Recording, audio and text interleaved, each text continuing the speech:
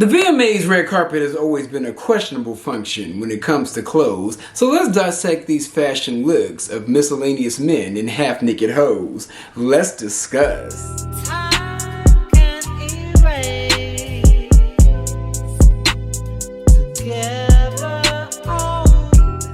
Testing, 1, 2, 3. Let's talk about the latest fashion tragedy. What's up, y'all? It's your boy Beasley here. I hope you all are staying cool, calm, and collected out there.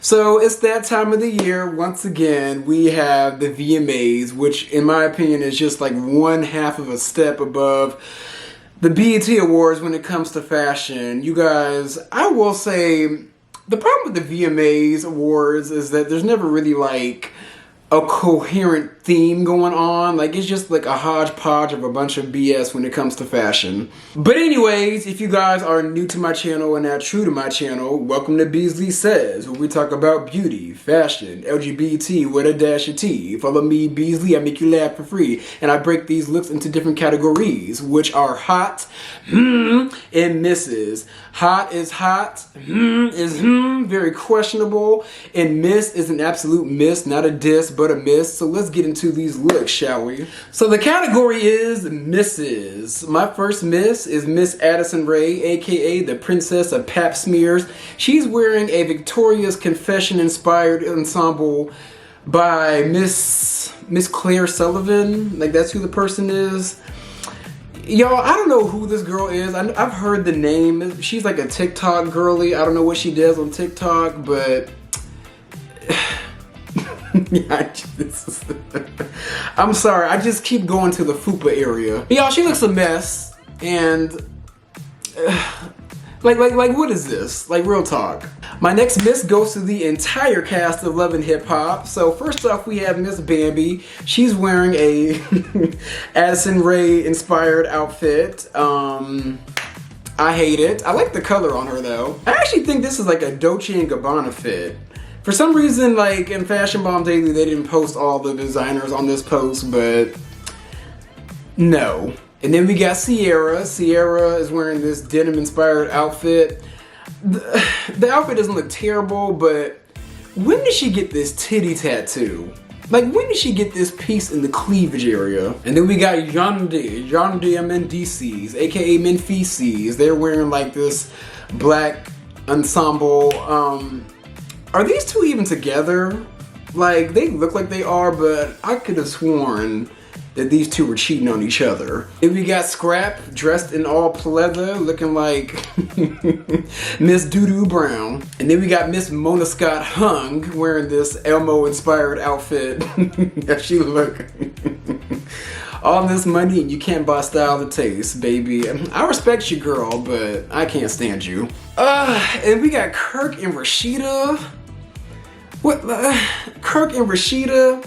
This is off topic, but shame on them. Shame on them for bringing up a 10-year-old storyline that was supposed to be fake with a fake baby. Shame on you too. Next miss goes to Lenny Kravitz, aka Mr. Nitty Titty. He is wearing this Lisa Bonet's closet. My next miss goes to DJ Khaled, looking like a diabetic Pink Panther. He is wearing Bottega. And I gotta say, y'all, I haven't really seen much from DJ Khaled, but the last time I really saw him, he just be working out. Just be working out. And I'm just like, where are these results? Like, are they working out? My next miss goes to Lil Nas X, aka Mr. Pink Pussy Power Ranger. He is wearing Kimberly. My next miss goes to Miss Jordan Childs, the gymnast. She is wearing a very tattered ensemble from Off-White.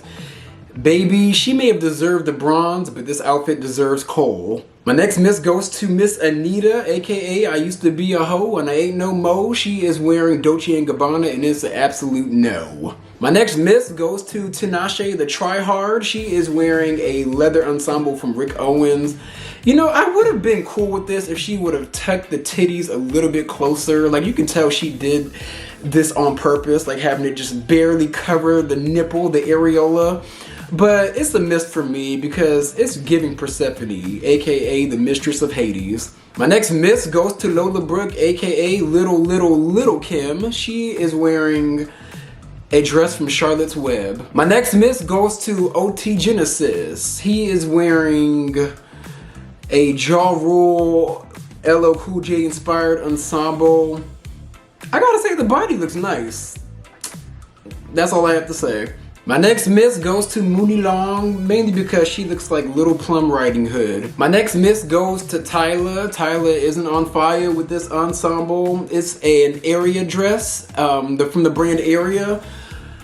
Like this could have did something, but the lime green panties underneath this yellow dress with the blue necklace, like, I really think what killed it was the panties, honestly. Like, we shouldn't see the pussy lips. My next miss goes to Ja Rule wearing Louis Vuitton. Y'all, this is the epitome of why I can't stand the way male rappers dress. You guys, I hate seeing nothing but logos, logo print. Like, the jacket by itself is fire, but all together, no. Like, no. Y'all, male rappers just buy what's on the mannequin. No type of styling, nothing. They just buy it on the mannequin. Just buy what's on the mannequin and walk out the store, and bam, that's fashion to them. And my next miss goes to Miss Taylor Swift. She is wearing a Clueless inspired outfit from Dior. It's a no. I see what she was trying to do. She's trying to be a little edgy, but this looks a full-on mess. Absolutely hate it. My last miss goes to Miss Doechii. Because, girl, what the fuck is this? And then we get into the category, the questionable fashions. My first goes to this racist hoe, Camila Cabello. She is wearing Tony Ward couture. And it's an absolute bore. But I will say the dress, like, it kind of suits her now that she's back to black. I'm glad her hair is back to black, just like her soul. The next goes to Joanne the Scammer. He is wearing a jacket and maybe some pants by the brand Wells Bonner. The latest nepotism baby on display. My next goes to French Montana and Carissa Doombotcher, aka the Pussy Flower Posse. They are both wearing outfits from, they didn't even put the designer, but you know, the Pussy Flowers on display. I love roses. My favorite flower, I could take it any day, but it's just My next goes to T.S. Madison wearing a gown from Riley Knox Couture. It's a lot going on. It's a lot going on. I don't fully know if I like it or hate it, but I will say I love T.S. Madison's makeup. I love the hair. I love butterflies. I love the butterflies on her hair. And I'm just happy to see T.S. Madison there, honestly. So, no love lost, sis. She gets a My next goes to Summer Walker wearing a Las Vegas Streetwalker inspired ensemble. I gotta say, it does give like Vegas whore, but I think it looks good on her.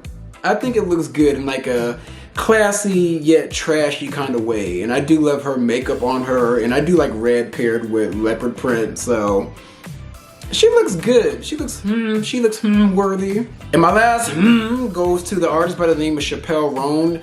Haven't really heard of her until I watched the VMAs, but she's wearing a dress from the brand called The White Project. I gave her a because me personally, it's not really my vibe, but this actually really fits her. She gives like a, who was that female knight that they burned back in like the medieval times? I think it was Joan Van Arc. She gives like a Joan Van Arc Brave from Disney Channel type of tea. Like that's what she gives to me, but she doesn't look bad. Like this suits her. So, not my cup of tea, but it does look decent to me. And then we get into the hot category. So my first hot goes to Lisa. If you guys don't know her, she is from the brand Blackpink, and I think she was like the latest member to break out solo from that group. She is wearing a dress from Mugler. I almost put this in the category, but I love Mugler, and I looked at it a little bit closer, and I'm like, she looks pretty good. She looks pretty whimsical. So I give her a hot. My next hot goes to Angela Simmons and Yo Gotti. They didn't really give the designers for either one of their outfits, but I will say this is the best both of them have ever looked. Like, ever. Like, Angela Simmons looks damn good in that red dress, and Yo Gotti looks like he's like lost a little bit of weight. They look phenomenal here. I love the glow up of these two. My next hot goes to Miss Megan Thee Stallion. She is wearing a very interesting yet confusing dress from the brand Nicole Felicia Couture. I gave her a hot because I love the bob. The bob is bobbing. I love the makeup, and even though I don't really understand this dress and I don't understand how she walks in this dress, it's a unique silhouette, and I love things that are original and they look really out of the box. My favorite look of hers, actually, since she was the host, she had like a lot of different outfit changes. She wore this one red outfit at some point, like it looked really good. I couldn't find a picture of it, but if you guys watch the show, you know what I'm talking about. That red ensemble looked amazing on her, especially on her skin. My next hot goes to Miss Katy Perry, who received the Vanguard Award of the night. She is wearing a very wet inspired look from the brand Who Decides War. I love it. She looks great. Phenomenal. I think this is the best Katy Perry has ever looked, like ever. Like, welcome back, girl. And I love that song with Doechii. My next hot goes to Miss Coco Jones. She is wearing a very beautiful ethereal dress from the brand Lever Couture. This is what I was talking about. Like, in my BET Awards recap of her, I was like, girl, you need to go more glam versus sexy. And this is glam, and she is a glam girl, and I love the way this looks. The slick back hair, the natural makeup. The dress is the statement piece. I absolutely love it, and it's popping on her skin. 10s across the board. Our last hot goes to one of my new favorite white women by the name of Sabrina Carpenter. She is wearing a Bob Mackie dress, the same one that Madonna wore back in the day at the VMAs. She's wearing a Bob Mackie ensemble. I love the way it really gives her like a nice, like natural curve, even though she's kind of more of like a straight up and down girl. This gives her some curvature. I love the hair. I love her makeup. She has a beautiful face for makeup. 10s across the board. If you guys haven't heard of her music, that song Espresso is my shit. I play that song every single day. Like, this girl is doing the damn thing. She is my last hot and the hottest of the night. So let's get into the actual VMAs. Now, what I've noticed, some YouTubers that have been reviewing the show have been flaming it and talking about how horrible it was. I actually watched a good chunk of it. Some of it I was just eyeballing, and some of it I just had on as background noise while I was like cooking and eating. But I will say, from what I saw, the show was pretty damn good. Like, I gotta give it to them. Like, I didn't really have anything to complain about in regards to watching the show. Like, I really feel like slowly we are shifting back into talent, because everybody that hit that stage did the damn thing. Sabrina Carpenter's debut performance was great. Absolutely loved it. Katy Perry's Vanguard performance was great.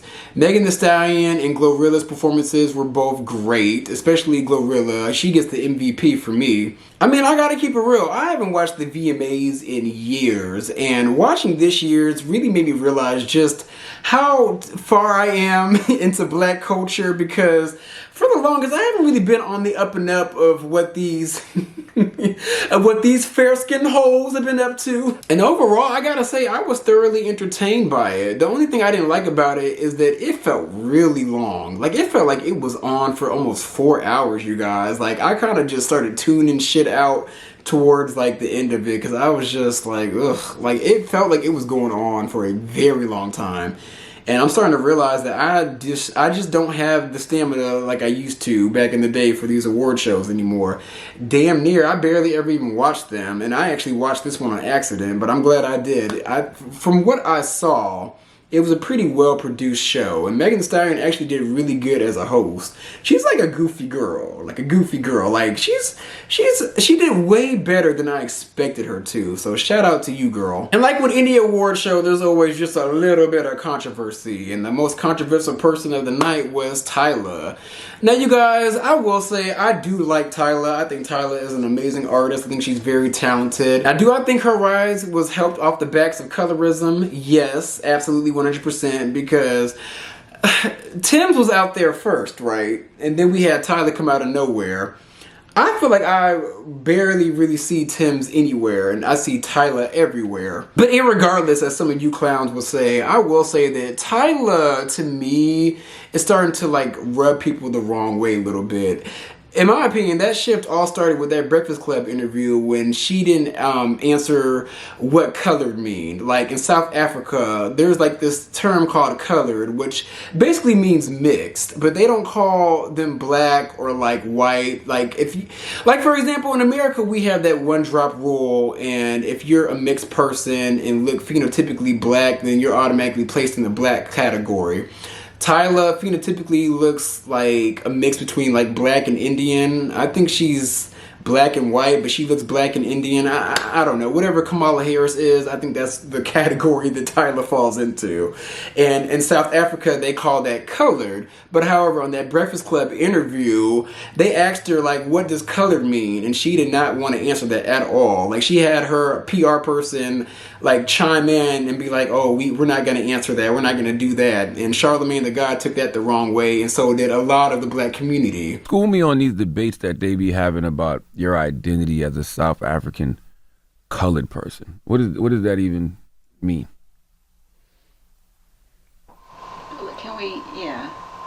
Can we not? Por favor. Oh, I like that. We keeping that in the interview too. Shut up, man. I like when they talk from the back and say we can't. I like that. I like the carrot. That's good. That's even better. All homegirl had to do in that interview was say basically the color means mixed. That's all she had to do, and she would have deaded that shit. But instead of her not answering it, it just created a lot of shit and a lot of shit around her. But fast forward to this award show, she doesn't want to hold her award that she won. I think she won for Best New Artist. I don't fucking know. But she won an award, and she at first wanted Halle Bailey to hold it, and Halle Bailey was like, bitch, that's your award. So she ended up handing it to Lil Nas X. Oh my gosh. You guys know me and holding awards. I'm not strong enough. Please. Are you able to offer me? Yes, thank you. I'm sorry. Thank you so much. Oh my gosh. That was crazy that she says like, oh, I can't hold these awards. Oh, I have no upper body strength. But baby, you definitely didn't let anybody touch that Grammy that you won.